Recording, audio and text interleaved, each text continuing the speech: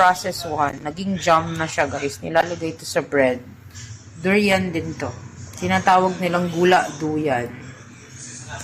Super yum. Favorite ko din po. So, let's eat. Let's eat. Gula duyan. Siyempre, dalawang bread. Kuha tayo ng gula.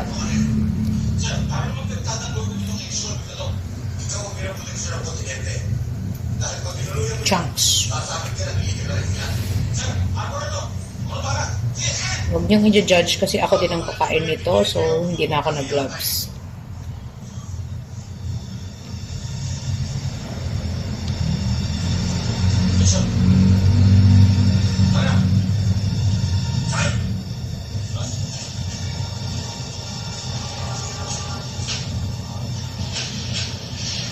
Yan. Medyo i-spread natin. Yan po. So, ganyan po. Kain tayo.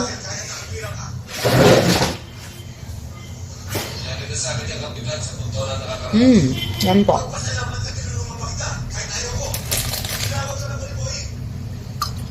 Water po yung drinks ko.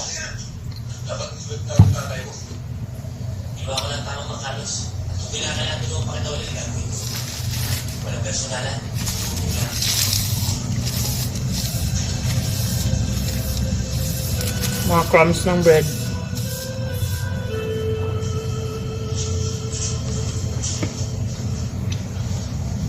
Gulado yan. Sweet. Ang alam ko, ginagawa siya is yung durian, nilalagyan ng coconut milk tapos sugar. Alam ko, muscovado ang nilalagay. Meron yung ibang ganito, yung canned. Hindi siya dark. White yung color niya. Process din talaga yun.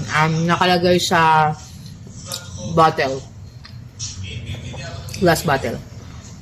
May nabibili nun sa mga groceries. White yung ganito niya, hindi dark. Pero traditional is dark. Super favorite ko po ito.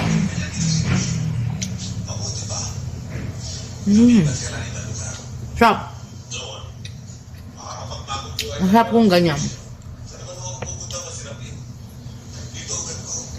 Hindi siya tinipid.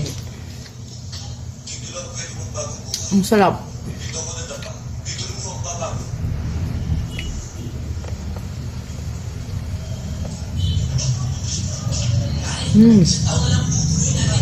Ano guys? Itong isang bread na to, binili kaninang lunch lang. Ito na lang natira.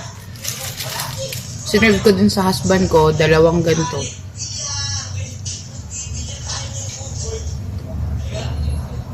Yun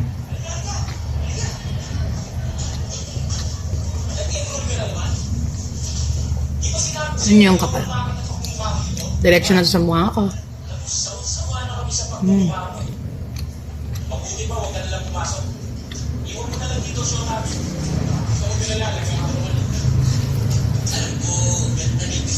Water.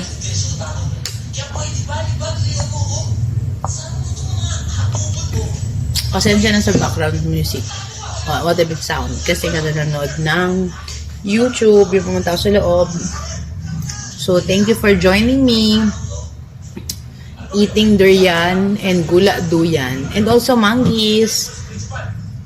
Till the next time, don't forget to like and subscribe, guys, and hit the notification bell para ma-update kayo sa lahat ng aking mga videos. Okay, bye!